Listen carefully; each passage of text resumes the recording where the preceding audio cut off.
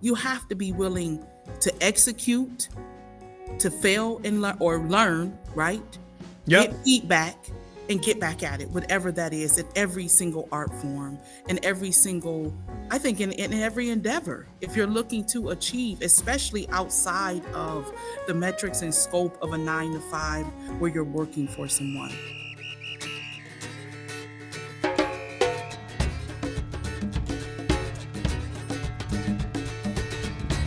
Hello, everyone. My name is Rodney Veal. I'm the host of Rodney Veal's Inspired By. And this afternoon, I get the pleasure of talking to someone I consider family because she's my sister, in crime with and creativity and art.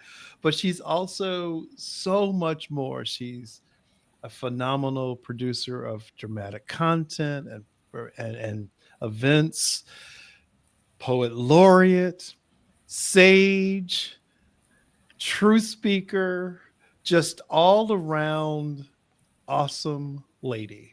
And she's just, I cannot wait for you to guys to kind of get to know her through this podcast. And so, welcome, Sierra Leone. Finally. Yes, yes, yes. Good afternoon, Rodney. It is an absolute joy to be here coming from our beloved Dayton Metro Library. I Thank know you it's fun. for commandeered a space. And so, That's what we do. But yes, we make it happen. We make it happen. So yes, I love it. I love it. And so we're going to dive in. It's going to feel a little bit like we're going to the time machine, but I think people need to know, your creativity and your awesomeness and your brilliance didn't happen overnight. I think that's kind of the reason why I love having you on this on the podcast. So let's go back. I mean, I mean, as a child, what did you see yourself doing and being? Because where you're at now is so fast. If you could imagine, I can't even imagine as a child going, "This is how fabulous my life is going to be." I mean, I'm just kind of curious. What kind of child were you? I was a very, very curious child. I was born with an extreme amount of common sense, and it has carried me through. My grandmother reared and raised me. Um, I did get in a lot of trouble, because I was sharing with adults what I thought Oh, at a very young age, and it did not always work out for me. And so by the time I was in the third grade, my mother, she was so um, such there in the tacitness of mothering, just present in it with me. She decided to purchase a journal for me. mm. It was a green little journal, and it had a lock on it with one of those fake keys. And I just knew the lock was real, but I learned later it wasn't. But nonetheless, and so she purchased a journal for me, and journaling was one of the things that I never put down. And that journaling turned into me understanding that it became a research tool. I use it in my work to date from the third grade. And so when I received it, it was to express myself where I didn't have to say so much all the time. I could express my views and opinions without consequence in my journal. And then that Mm. grew into me writing stories about what was important to me. And it grew into me wanting to share those stories and have other people speak those words. And then I found out that's a play, you know, and then, You and never then know. You never think about like you're writing down your yes. innermost thoughts, and especially growing up in an African American family, there's a hierarchy. Sometimes children are seen, not heard. And we're from that generation of the seen and not heard. And my mother Yeah. is from, the Toledo, Ohio area. And my father, born and raised and still to date, lives in Baton Rouge, Louisiana. And so I grew up in both worlds, and with having parents divorced at a very young age, you need a place to voice your opinions because Hmm. neither one of those folks were traveling or getting on those planes. I was in Louisiana, seeing the landscape in the world that was Wow, that's right. completely different than the world in Ohio. Oh, that's two different And so worlds. two different worlds, and it really shaped and framed who I am today. And so I took that journaling and brought it on with me into the world of doing ethnographic research and brought it into my world of how am I searching to show up and to take notes and to shape stories and to be a reminder for me. I would say I have maybe about 40 journals. Yeah, Um, you sound like me. I of just writing words, thoughts, keeping in sync and in order. I don't journal as much now, maybe a few times a month, but it is a habit that has carried me. But I do journal through research, and it's very supportive. I love that. I love the fact that you talk about journey because I've talked to so many non like artists who are not and using words and language, but they journal. Like they are observation. It's like it's a really great tool for how you put down your thoughts and your observations. And there's It's many not, ways. There's yeah. many ways, Rodney. You have travel journals, you have food journals, I've had time journals. I've had journals to sort of examine my relationships, journals for poetry. There's so many ways to do it. And in a journal I had some years ago where I was able to really dive into being from an extremely large family. It is said to be that my grandmother had 22 kids, four sets of twins, and I went to high school with 12 of my first cousins. And so for me, family and community and characters were already present in my Oh storyline. my And, God. so I've been, when people ask about my community work and how am I able to do it, I tell them all the time I was in training from 4 or 5 years old of my section of the clan, the peers that were my cousins that were my age. And so when you Mm, grow up in a community, a very large community, you learn how to share, you learn how to be resourceful, you learn ingenuity, you learn all of these skills, soft skills. That support you as you age. And so for me, I had to deal with those things day in and day out. I had to consider others um, along with my own personal needs. And so it was an intense, humble, really very, very humble beginnings. oh, I love that. Yeah, just grab me. But that was the funny thing is in our conversations we talk about family, and when you just described it, I'm like, oh my God, I grew up the same way.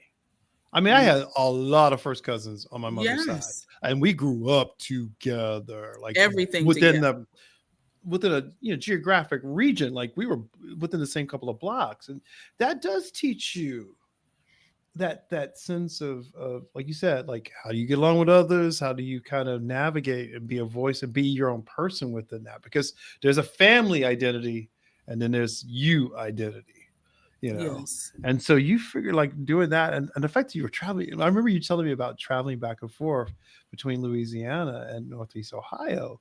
I mean, describe that world because I don't think if people understand.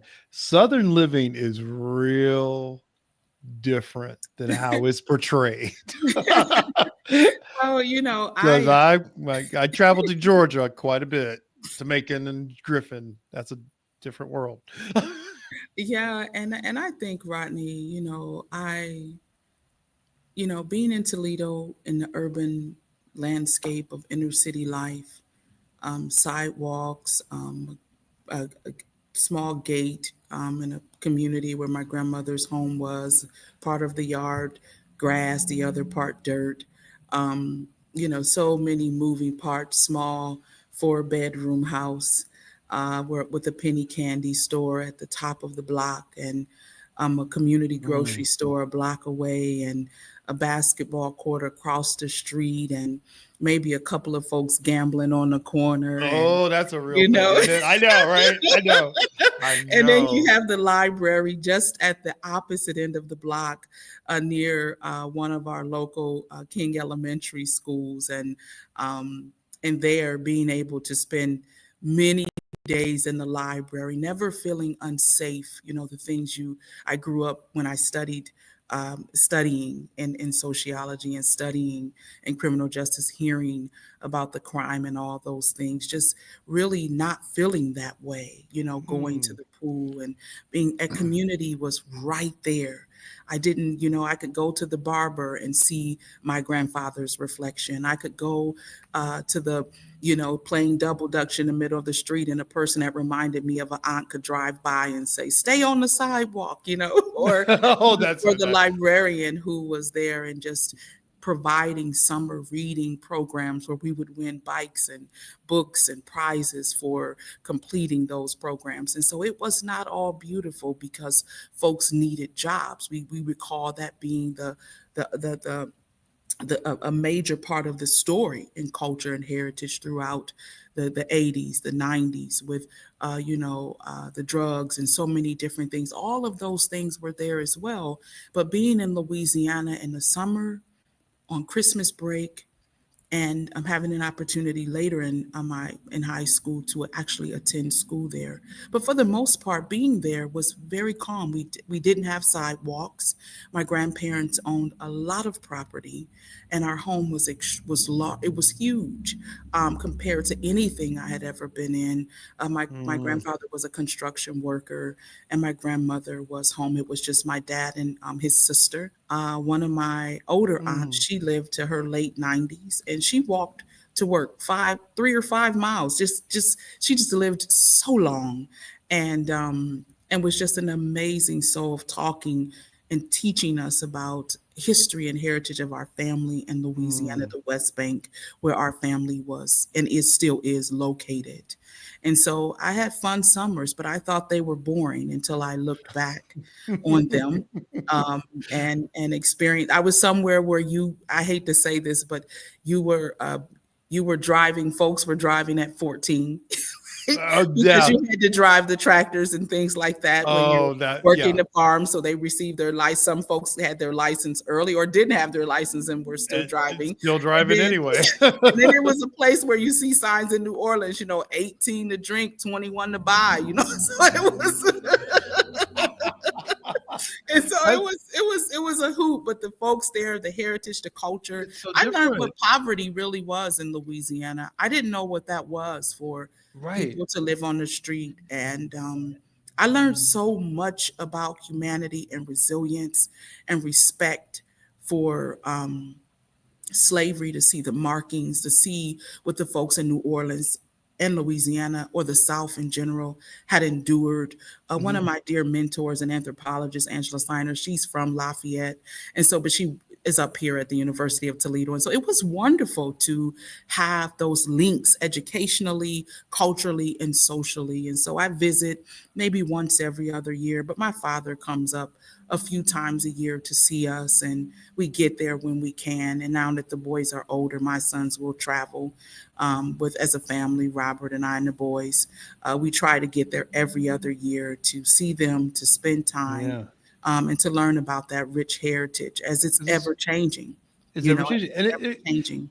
and it also I I look back now on how that nourished and kind of shaped me. And I know you because even you describing it, you describe it in such an eloquent, beautiful language that I just sit there. I'm just sitting there like this, my hand. I'm just like, yeah, just take me back, take me there. You're I can see it. Not And during August, though, Rodney. oh, Don't I go want in yeah, August. don't get you never go down to the South in August. This is very clear to folks out there. Do not go down to the South in August. You'll hate everybody around you. You'll hate us. You won't be able to breathe. It's terrible. Don't go in August. Don't go in August because Macon was the same way. Because once you get down into Georgia, ooh, that it was like ooh, and I used to think about that when my parents like because they're part of the Great Migration, and I just remember going down there going, there's a lot of things down here that can kill you. So Yes. Yes, it was so different. I'm like, oh, this is just rain. We'll be fine. And everything was flooded. Parts of you couldn't get places. You couldn't go places. I didn't go home until 3 weeks after I was supposed to return because of Hurricane Andrew. But in the moment, I didn't realize how serious it was. And so I had so many moments like that growing up and getting to be in Louisiana.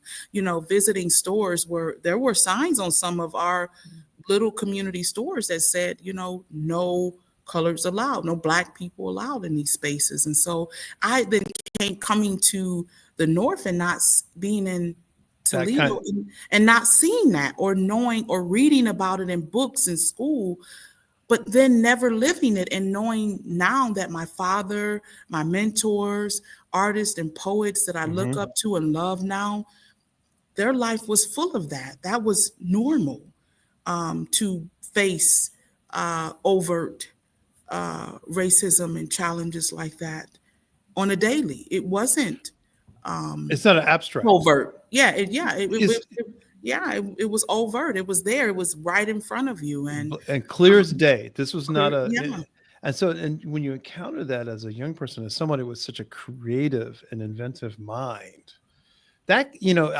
that's the fuel, that's the underpinnings. It's always and the thing is, it's not that you because we will get to poetry and writing and spoken oh word and yeah, creative writing, but it's just but that to me that's important. This is I think a lot of people dismiss the upbringing. The upbringing to me is always the underpinning to anyone's work.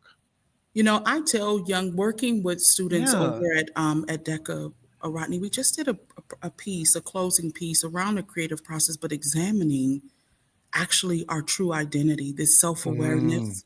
If they want to get to, I think, being able to make life the choices and decisions, you have to understand so much of who you are. And so, one aspect of this final project that they had was interviewing their parents to learn wow. more about themselves with a series of questions. And then they had to design a beautiful art piece. It could be poetry, it could be visual, collage, mural, but they had to design this based on the framing. And as I said to them, when we had a guest speaker come in, Dr. Eric Jones from the base, we had him come in speaking to students who wanted to go in arts and engineering. The first thing he did was talk about his parents, his heritage, who he was, and where he was from. Mm, And they were thinking that project should was not important initially.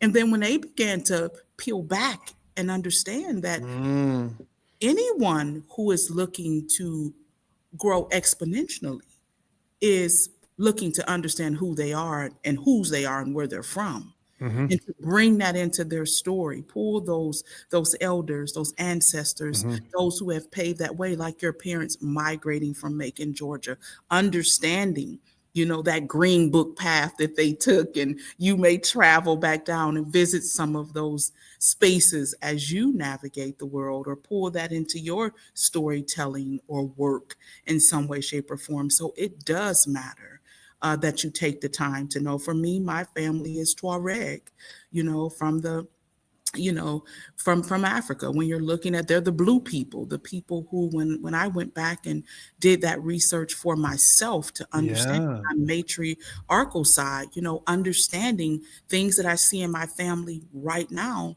it's because we're Tuareg.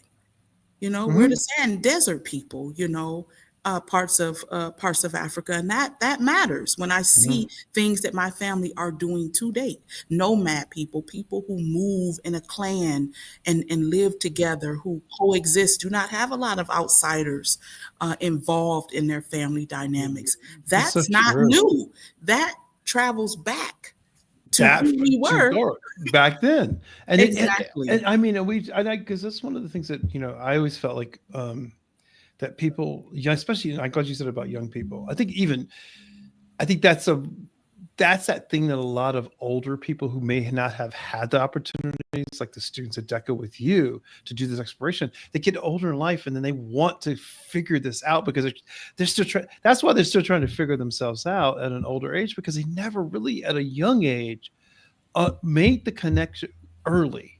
You gotta, You have to. you You have get to. to. And they're doing it freshman year. And so we created that program for those students. Yeah, And where I did it, created this program because I'm seeing young people of all types, many schools, great schools, all good schools, whatever, however we want to label, high performing schools, right. whatever you would want to say.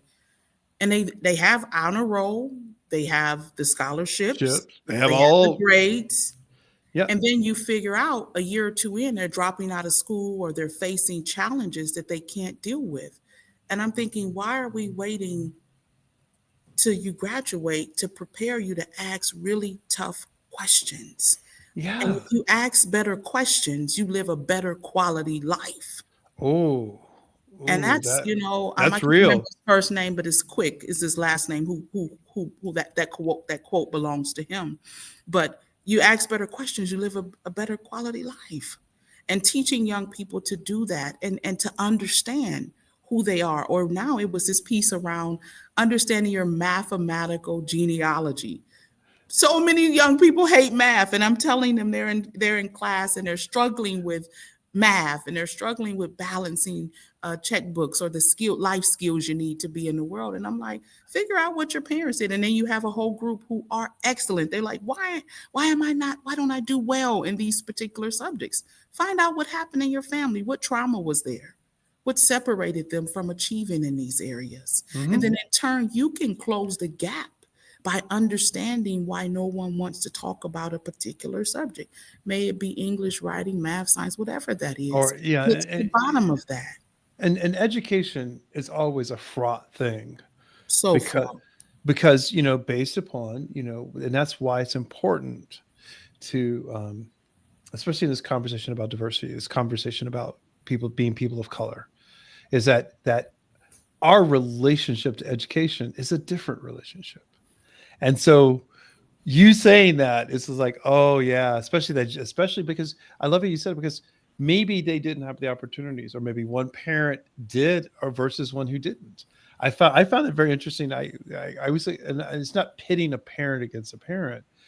My mom is a different way than my dad, and it's two different paths of genealogy, but it all comes together in you, and then your brother, and then you're like, okay, so this is, so we're and we're unpacking those things, and that's why I said, it's like, yeah, I'm so glad you're saying, like, do it early, because it just kind of Literally. informs.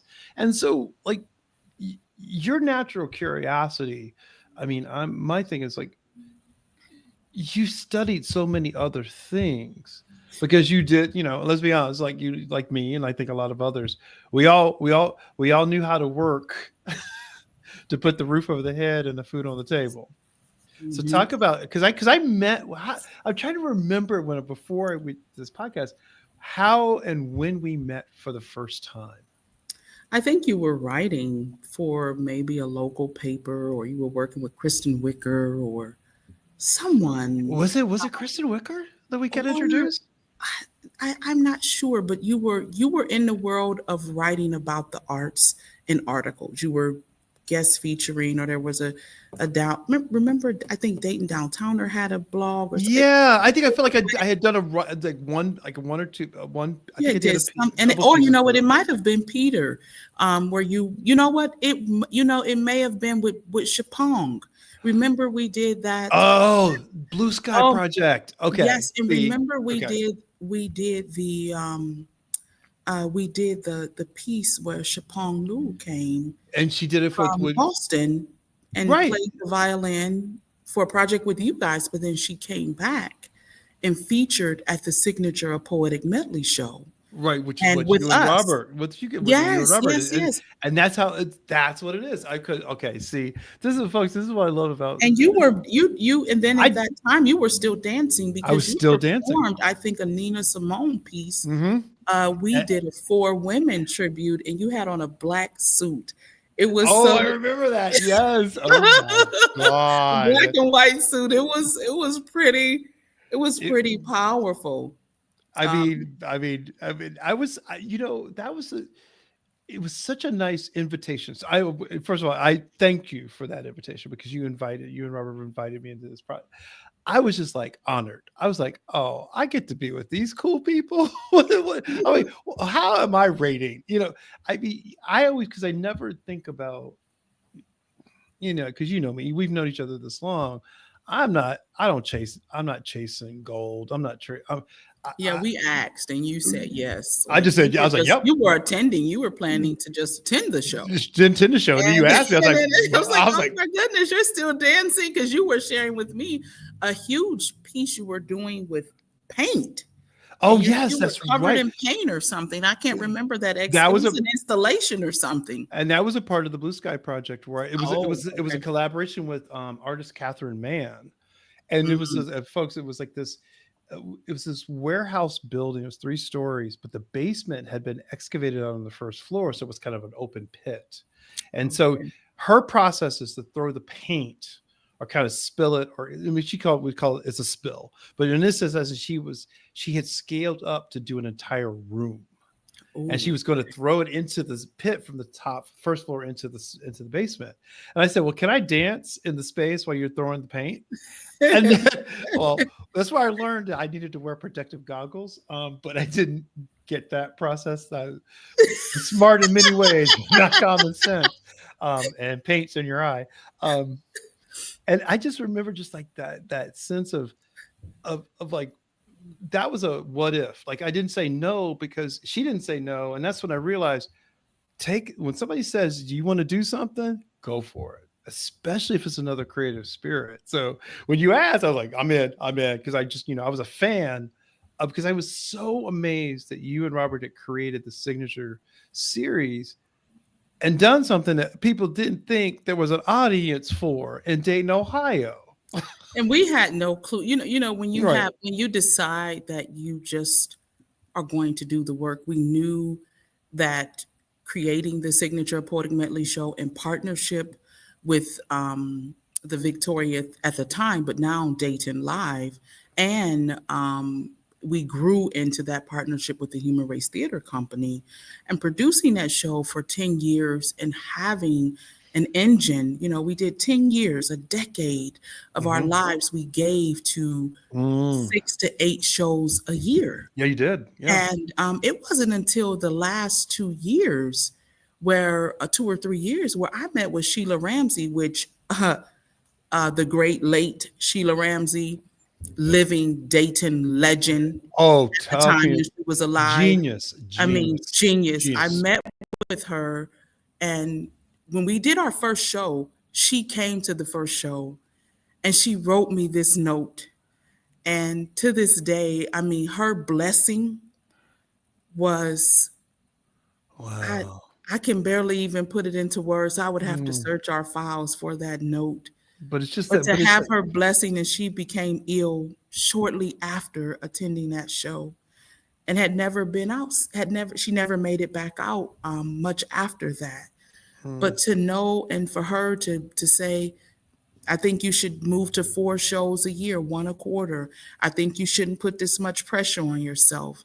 I think you need to give yourself mm, room to write your poetry and to make space for other ways for you to create. You've given close to a decade of your life, your money, your time. By the time we won a governor's award, our children had never taken a family vacation together. I would take one here, one over there. My there. husband, we would piecemeal time together, producing Oh, that many shows and working. For me, I produced, which that was about 30 hours a week. I worked a 44-hour work week for the academy, and then mothering, wifing. And so for me, when my children, Rodney, it was so bad when we took our children to Disney World for the first time in Florida. My children went to Disney World with $250 a piece and came back with $200. They didn't even want anything. And then when we asked, why didn't you guys spend your money or buy anything, they said, we just wanted to be with you and dad. And that wow. moment Oh, for me is when we moved over into, how can we produce things not only a signature, but with just as much of a footprint, just as much, it would bring of joy to the impact and community, joy and all of connective, those all of things, those things which but you're not where about. Yeah. we're away to a point where we do not have time to even take a family vacation. And so that is when we moved and produce Nina, Unity I Star I Shine and remember Play. Yeah, with when Michelle you Hayford at at University of UD. See, Dayton. see, that's Yes. how, folks. This is how long we've known each other. I this one is, and, but when you talk about that, like a family vacation, I don't think people understand. Like, people who are not artists and creatives, we will sacrifice the things that we Everything. need, everything to do this thing. I mean, because it's like, because we know nothing else. Like, we know we got to do it. Something just compels us internally. We're We like, see the way that it serves the community. At yeah, the time the signature came on, we were in a really bad recession. You remember the yeah, housing 2009. Come crisis? on, Yes, yeah, the housing 2008, 2009. crisis. Yeah, Absolutely. Folks were losing their homes, they were being evicted, they couldn't pay those mortgages. It was a tough time. Tough time. And Um, I for remember there many was for many Americans and for many Daytonians, let's be clear. clear. It was And so really they a came to nation. that They as an outlet. came. They came as an outlet, as a moment of reprieve and a I, break away from what they were dealing with in a day-to-day life. And so for us, it turned into this healing space, this space of connection and community. And it got so bad, we would tell the audience, you have to put out and promote that we're having the show. And they said, no, because this is just wonderful. We only want it to be us 230 people coming in. no, they're selfish. These people are selfish. I'm like, I said, you gotta what? You share this guys with the can't be selfish. because you gotta share with the world. I mean, and this is how special your shows were. Because I remember we came out in a snowstorm Oh, and people showed up. I remember that that show. show was uh, John Good, Vanessa Hittery, Mm-hmm. and Shapong Lu. Chapang Lu. And that moment, Rodney, for us, That said that was everything. the day we truly grew as Mm. producers and presenters of art. Since that day, weather is not a part of my storyline. I love it. It's not a part of the storyline for me. When you have 8 to 10 inches of snow and you have a person in a wheelchair, a person on a cane, a blind person, when you have a theater full of people and it is 8 to 10 inches of snow outside. It was still snowing, people. I mean, we all still Oh, wait, showed and up. Chucky, the choir. The choir, the a cappella choir who did it. Yes, they were phenomenal. That was an amazing time. I'm Bonnie Miles, Membership Coordinator of CET. Thank you for listening to Rodney Veal's Inspired By. This podcast is a production of CET and ThinkTV, 2 local PBS stations. As PBS stations, the work we do online, on air, and in the community is supported by listeners like you. If you're enjoying the show and would like to support our work, please consider becoming a member at cetconnect.org or thinktv.org. Plus, when you sign up to donate at least $5 a month, you'll get access to special members-only streaming videos on the PBS app through Passport. Learn more at cetconnect.org or thinktv.org. If you're enjoying this conversation, The Art Show, also hosted by Rodney Veal, is available to stream anytime from anywhere on YouTube or the PBS app. That to me was that show, like for you, it kind of showed me that people want this. They need this, and the community needs this in their lives. And I think you inspire people to come out for a spoken word. Let's be very clear.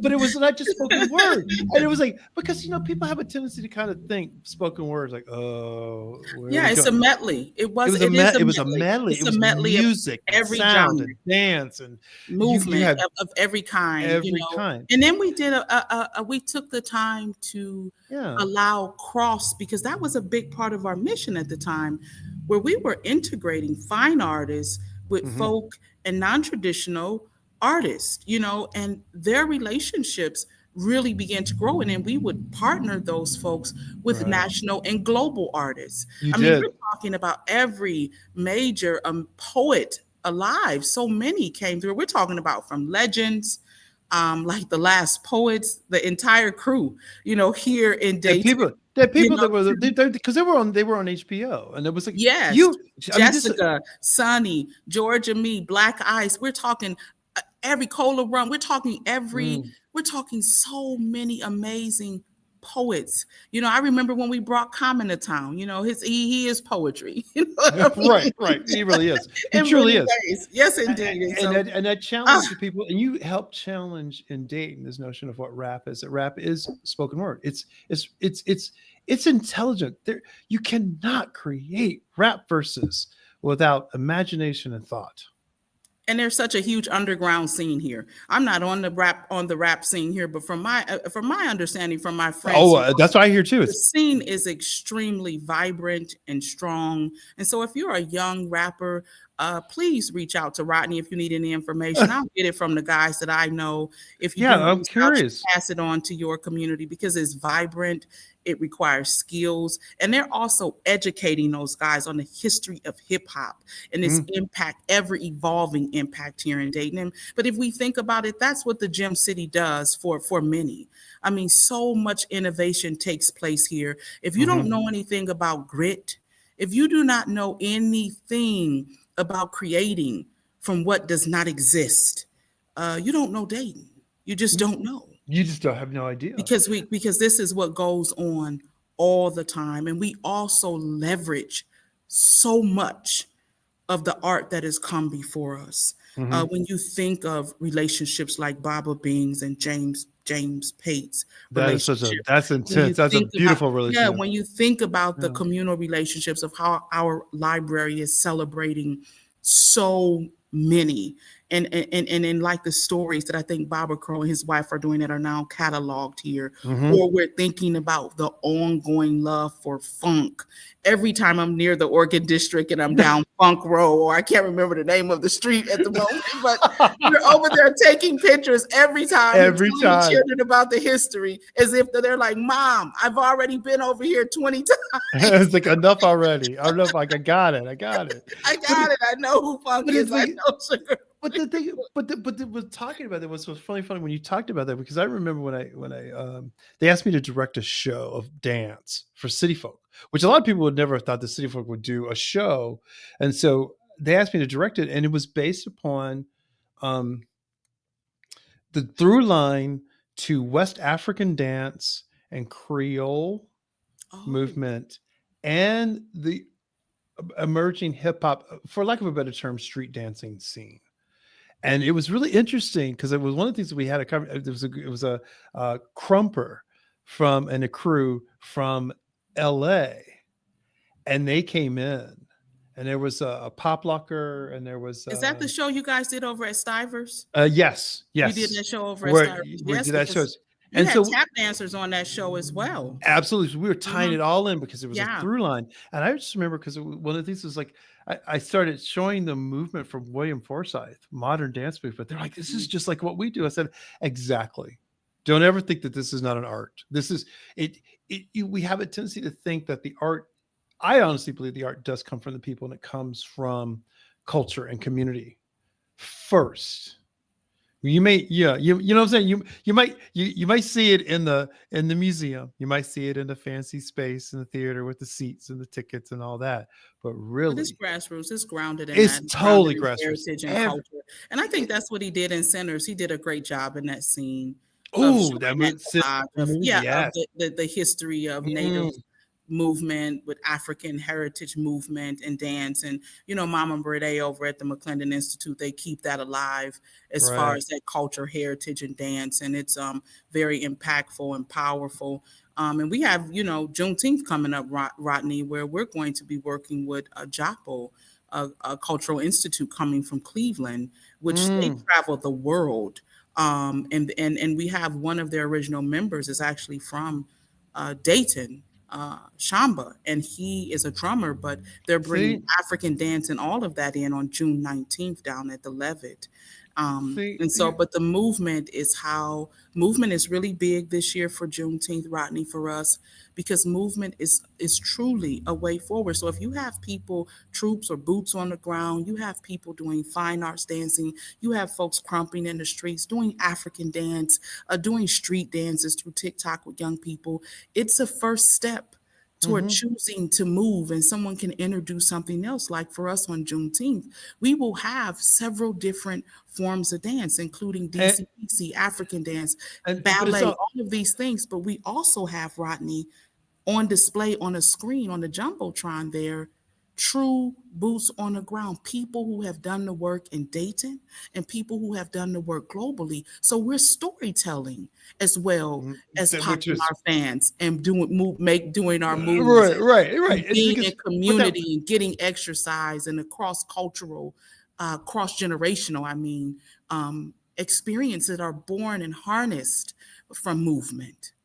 And that's what I love about what you do.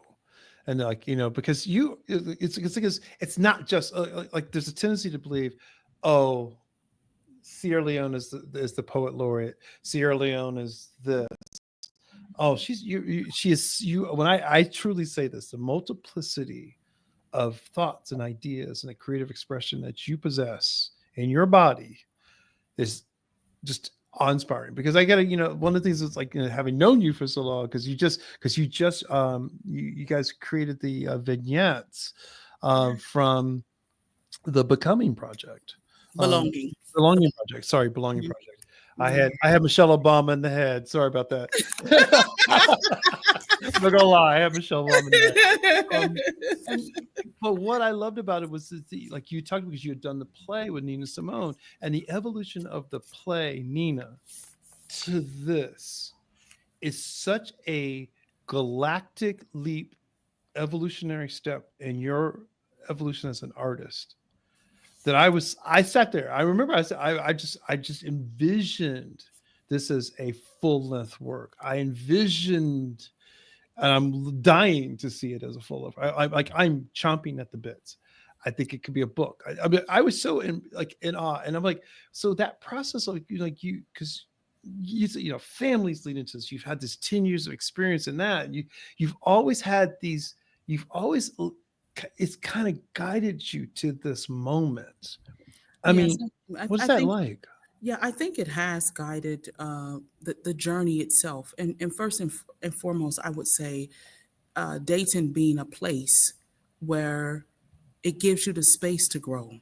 Many Mm-hmm. cities do not do that for Mm, artists, where they give you an opportunity to slowly flower, to mm, slowly grow into building relationships that will help you develop mm-hmm. all of who you are, a whole body experience. And I think working with Sharon Davies at the Charles F. Kettering Foundation, working with Joni Doherty Yeah, as they're well with the truly markets and the inspired arts, people. and this collaboration with the Human Race Theater Company and Emily and the crew over there, that is their artistic director, really having an opportunity to ground myself in the process. And so this piece is different. The belonging uh, piece is different because what we did is that we had a vision of producing a play, and a play that would help us really examine the conditions of citizenry, or just being a citizen, Mm-hmm. what it means to collectively coexist, and how do we want to do that? And how are we shaping our democratic systems for the future? And one way of doing so is through belonging. How do we go about doing that, and examining what belonging looks like? And so through listening sessions of every walk, type, economic status, demographic, human being, we had an opportunity to interview many people in groups, Mm. individuals, small groups. They were able to write in their responses. And from those listening sessions, I was able to not fully lean into verbatim theater, but verbatim theater ish, Theater-ish, theater, yeah. That, that, Ish. but that was that. But that hybridization was what it's. That's what got you hooked me. With Yeah. that it And then wasn't like, oh, I'm going to make this dramatic. No, the we made the drama in the piece, which I'm growing to appreciate. One of my friends, Chris, we were talking about this, but the conflict is not person to person. There were only a couple of the vignettes where it was person to person. The conflict is with person to society, person to bigger, self, and which is bigger. which is bigger. And that's what we're saying. This is about our democratic society and how we're othering, including, excluding, and how it's happening in everyday life. And let's talk about that right here in Dayton. And so what we did was we pulled from those stories. We pulled from their lived experiences, and we were able to gather a conversational dialogue through Mm, vignettes, through mhm, discussion, and through meaningful, I think, upset, and folks being pulled out of just being, I think, sleep and walking through the upset, the anger, and understanding that you must be an active participant in shaping the future of democracy and because lives examining how you because your life belong, depends on it, and the lives because of your your life friends and of your families family depend depend on on how it. you Yeah. choose to contribute. And your contribution, as Sharon says, Sharon Davies says, you don't have to be Superman. You know, you choosing to even participate and share your story. You choosing to go and read books to children at a library, going to volunteer somewhere, helping out with, navigating the youth violence, whatever it is you're wanting to do, coming on Rodney Veal inspired by, whatever you're choosing to do, reaching out to your local politicians to talk about libraries and PBS and things like that being on the brink of being canceled, doing the work in some way, shape, or form, however you can do it, but actively participating in community. And so this is to help to galvanize that, to give folks an opportunity to peer inside themselves and know what other Daytonians and residents are experiencing. And and the thing is, I was thinking, because I thought about, I mean, once I saw this reading, I thought, I kept thinking of Ann Deaver Smith. Oh, yes. Anna Dear So Smith. yeah, Yes. and you got me. That's what I was like. He came to me like a day after. I said, that's why I'm so responding to this. And I think sometimes we think of, because of one of the things that what I love about you is the fact that you have always fearlessly just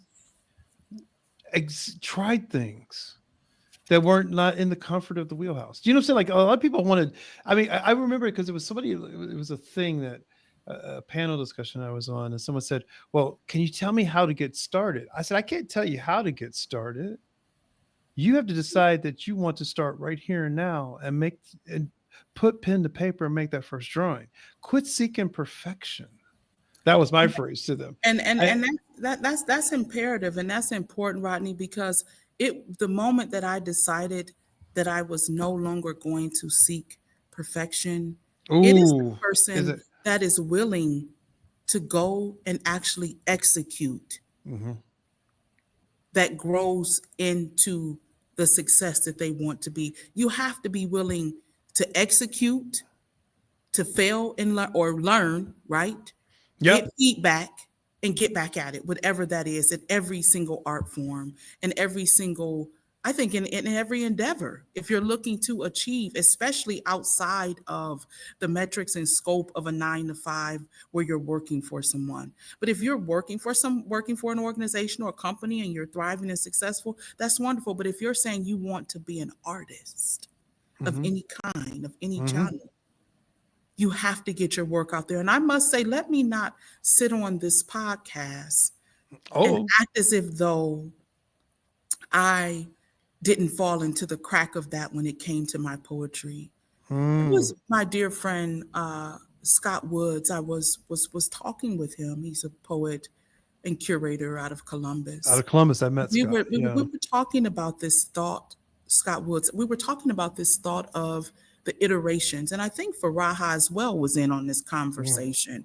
But we were talking about this notion of your poetry books are just what do you call it? A marker in time as to this is where you were. Right. This is what you were creating. This is who you were. It's just a snapshot. Just a And so snapshot. it's just a snapshot. And so for me, I have several missed opportunities where I should have taken bodies of work and created a book of poetry with them. And I didn't. And it wasn't, and I didn't do that work because I was waiting on it to be perfect, to have the perfect through line, to have that golden thread, to have the time to Mhm. do all of the research, to have all of the time to write every word perfectly. And that time never came. And so I'm saying to young artists, It's just a snapshot. And so you may look back at that work. You should go read and listen to interviews from so many prolific poets, those locally, those nationally or Nationally, globally. globally. But if Listen you to all the work. yes, and you'll see where they're saying, if they go back and look at work, oh my God, when I was mortified by what I wrote then, but I was so proud when I wrote it. But now I've evolved. And so I don't Yes. have the true footprint of having collections of work because I was wanting it to be perfect. And so I'm saying, Mm. don't do that. Don't do. Do Oh, don't. do Yeah. not do that. And Take what happened to me. And now I'm just truly preparing to put out my first book. Here is the poet laureate. Where this is something I should have done many years ago. many years ago. But scared, nervous, N- thinking it's not going to be accepted because of Or that divide in literary or spoken word arts. Or how is it going to be celebrated? Will it be accepted? We all struggle with those things. And so we get out do. of your own damn way. Way. Thank you on that one. Oh my God. Because I'm laughing because I remember because because you and I talk about that, what gets in the way. And I know there were opportunities, there were things that I did choreographically that I didn't do because I was looking for the perfect moment for it. I was like, there ain't no perfect moment. Just go on and get out here and dance. Then Yep. go create. Just ask somebody to join in on this process, and I can testify to what you're saying is the truth, and that's the kind of truth that I think our audience needs to hear. But one of the ones good. What you made me think of is something that I remember. Remember this is like 2 years back, and that we were in the process of making the Bing Davis documentary, and Bing had given you the advice because this is real. He said, Sierra, catalog your stuff. Organize your material. And I was like, because I remember and I thought to myself, and then I realized there's a reason why, as an elder, he's saying that, because sometimes, like to your point, we're just doing. Like you are such a doer. Like you keep going. I mean, you are the perpetual motion machine. And But I learned how to be. But I that you have learned how learned, to be. I did learn being. And Rodney, Yeah. being is this journey of really working through forgiveness, Mm, compassion, and then love. And so if you can work through whatever it is that you're not forgiving yourself from, you're not forgiving others, your past, your parents, your mhm. community, or whatever your regrets are, to forgive and release those things. It was through that I then found the compassion, and in compassion, which is the pathway to how we see, connect, and experience love. And so in that love for myself, I began to be, which was, I need to Mm, create intentionally. I mm, need to, as like being the artist in residence for the Kettering Foundation, I need to create where there is support there to help harness those visions. And we mhm. just now, I'm really excited about this, Rodney. This is what can come out of when you have an opportunity to, um, when you have an Visual opportunity. voices. Yes. Yes. Visual voices, and our piece was the storytelling piece, storytelling through Yes. poetry. And so we did that Aphrastic poetry event in February. Yes, I was And there.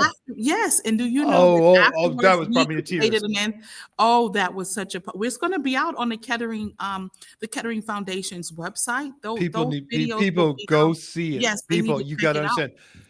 But now we have Yeah, our the book. anthology. Oh my And gosh, so you have the we took anthology of the we poems. it came out today. And so we Oh, took come on the now. Okay, how do I get a copy? Come on now. I better get a copy. I'm yes, sorry. I'm gonna run. I'm I'm not pressing the downtown. friendship for the copy. I felt, Sierra, that was such a beautiful Sunday in the Black Palette Gallery, and Yes, these in folks February. in In February. February on a Sunday. Yes, the second, I and think. and it was, there were people who said it revived their spirit and their souls. It was going to Yes, that was church. a It was like month going after, just a little after the inauguration, just a little after things that had, started to kind gone of on. Yeah, we were in the trenches of executive orders. We were dealing with a lot as community. right. And Everyone was, and it was like, wow, here I'm grounded. It grounded our mhm, community, and it so it's really did. projects like that that you have the support. in this community to do. I mean, and that's the thing. Yes, I mean, I tell people all the time, it's like that's what makes Dayton special on the cultural arts and cultural component it is that is. it allows, like you said, that slow burn to discover voices, the Mhm. opportunities where no one is sitting there looking at you side-eyed going, why did that person want to get that paint thrown at them or create this signature poetry series, the signature event, and have people trudging through 8 to 10 inches of snow to experience. It is a real thing, creating things in lobbies and spaces that people never thought could have performative elements in it. Artists coming together, and you brought together some powerful voices, and then you had Scott Jones throwing down with the music. I Oh, no, mean, it, that was Chris Ward. Chris Ward. Yeah, Chris Ward, who was Oh, but we love G. Scott Jones. Now geez, that's a Scott Jones. wonderful Well, artist. it's like He's a so wonderful. You had excited. Chris Jones. I'm merging events. There are too Yeah, many. you are. Yeah, because I think he had Yeah, one there as well. But Chris Ward was on Chris. that, and then also Devin. I can't remember Devin's last DC company one dancer. Oh my Devin, yeah, goodness, just Devin. Devin is absolutely amazing. But that's Um, that's the power of you and your Devin ability. Baker. That's Devin it. Baker, there you go. Yes, indeed. And Hmm. that's the thing, that's the power that you possess of bringing people together. That once you are one of the few people that when you call and ask for something, I try to figure out the way to make it happen. I'm sorry, folks. I hate to just burst your bubble in the universe because there's a reason why. There is a reason why, because it's I feel safe to soar Oh, to, that's lovely. when I'm with you and I'm creating that That space is when you lovely. ask. And so that's the kind of the spark that you got to have as an art maker and a creative. You But have got to be this kind of energy and spirit that And you Rodney, possess. you're describing that in such a beautiful way, especially at a time we just did a tribute to Nikki Giovanni. Mm, Faraha and I traveled to her services, and I mean to her viewing, and we went up uh, to see to see her. But what you're speaking to for me is so important because in her poem, Cotton Candy on a Rainy Day, from her 1978 collection. It was a piece dedicated to her father, but um, she says in one of her lines, and it made me think of it when you were speaking, mm, what this decade will be known for, there is no doubt it will be loneliness. If loneliness were a grape, the wine would be vintage. If it were wood, the furniture would be mahogany. But since it's life, it's cotton candy on a rainy day. And when you think about right now, she wrote this decades ago. I And know. the big movement, the talks, the movement around really trying to support people in Hmm. feeling loneliness in their Mm, spirits right now in America. mm, Is so major. And so that very thing of knowing you can find a way to tap into community, to be inspired by, you can find a way to hmm. visit a space like the Levitt for free concerts. You can go to one of our 17 libraries. Libraries. You You can could turn on the television, you could go have art coffee. show. You can Don't go you? to a coffee show. You can do an experience. So you can stop by the Dunbar House. You can, visit and explore the West Side and all of the galleries across Dayton, in general. I mean, but we have things for folks to do. Mhm. We have places for folks to go and ways for them to connect and find their people. And I think that work, even though it is not always welcomed, that's what we're saying. Even though folks don't want to do that work to share space in a democratic society, it is being done right Mhm. here in the Gem City. And for that, we're so very grateful. We're so very grateful. Mm. You know what? You know what? I am grateful for our friendship, and I I'm am as well. And the thing is, I know, like people don't understand. It's like, because we know we're going to start walking. Yeah, we're gonna do these summer walks. I We're know going, that you've been doing them for a while. but we're going to do them together, because the thing is, what you have, what you demonstrate, and you constantly, and I'm hoping this is an inspiration for people when they listen to this podcast, is that the manifestation, the manifestation of generosity of spirit and talent and creativity and community. You are an ambassador to humanity. And that's how I see you. And I can, so thank you for being on my podcast.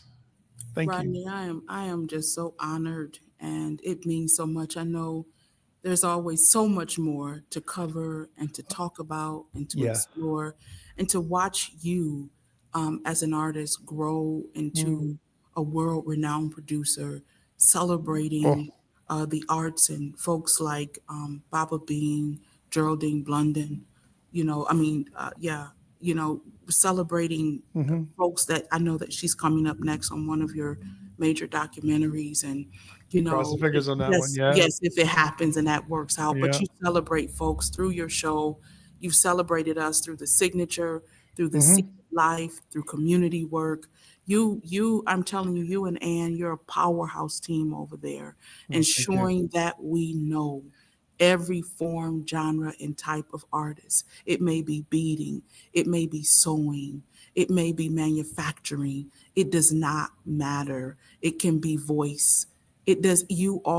You want the world to know what is in Dayton, what is connected to Dayton, and what is going to continue to pull Dayton forward. I would like to close, Rodney, with a poem. Oh, And it's not my poem. It is a poem that I am currently with. I'm not sure if I stole this book from one of my friends, but if I did, I still have it. You still have it. You're going to bring it back. No, I'm not. Oh, okay. Oh, okay. I return all my books. But this one, I don't know who gave it to me or who it belongs to. I know I didn't buy it, but I have it and I'm happy. And this piece is Daughters of Africa, and it's edited by Margaret Busby. And so, but this poem here is by Amabua Busia, and she's retired recently from Rutgers University. I think she's from Ghana, Accra, her childhood. But I came across this poem while doing research on the Belonging Project. I was researching some stuff on Ida B. Wells and her history. I know much of it, but was researching some stuff on her and the word colored and just things that went into the vignette series. Right, And so right. just taking and I came across this poem, and it's entitled Liberation. We are all mothers. We have had the fire within us of powerful women whose spirits are so angry we can laugh beauty into life and still make you taste the salty tears of our knowledge. For we are not tortured anymore. We have been beyond your lies and disguises. And we have mastered the language of words, and we have mastered speech. And no, we have also seen ourselves. We have stripped ourselves raw and naked, piece by piece, until our flesh lies flayed, with blood on our own hands. What terrible things can you do to us, which we have not done to ourselves? What can you tell us which we did not deceive ourselves with long ago? You cannot know how long we cried until we laughed over the broken pieces of our dreams. Ignorance shattered us into fragments, into such fragments. We had to unearth ourselves piece by piece, to recover with our own hands such unexpected relics. Even we wondered how we could hold such treasure. Yes, we have conceived to forge our mutilated hopes into the substance of vision beyond our imaginations or imaginings to declare the pain of our deliverance. So do not even ask. Do not ask, what is it we are laboring with this time? Dreamers remember their dreams when we are disturbed, and you shall not escape what we will make of the broken pieces of our lives. Black women in America. I love that poem. I love that poem. And I just recently came across it. And it's powerful. I don't know. I didn't have the rights or permission, but I love it. And I wanted to share it just as a human being and a mother as we all do the work, Rodney, Do the work. as That's we so cool. all do the work Yep. for the future and for the present that we'll continue to live.